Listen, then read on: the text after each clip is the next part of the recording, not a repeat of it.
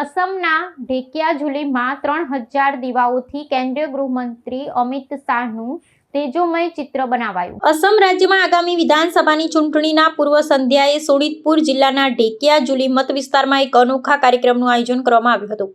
ભારતીય જનતા પક્ષના ઉત્સાહી સમર્થકોએ એકત્રિત થઈ આશરે 3000 જેટલા માટીના દીવાઓ પ્રગટાવ્યા હતા। આ તમામ દીવાઓની સુવ્યવસ્થિત ગોઠવણી દ્વારા ભારતના કેન્દ્રીય ગૃહમંત્રી અમિત શાહની એક ભવ્ય અને કલાત્મક પ્રતિકૃતિ તૈયાર કરવામાં આવી હતી, જેણે અંધકારમય રાત્રિમાં ઝળહળાટ ફેલાવી દીધો હતો। આ ભવ્ય આયોજન પાછળ સ્થાનિક નેતૃત્વ અને પાયાના કાર્યકરોનો મુખ્ય હેતુ કેન્દ્રીય નેતા પ્રત્યેનો આદર અને આગામી મતાધિકારના પર્વ માટે જનજાગૃતિ ફેલાવવાનો હતો।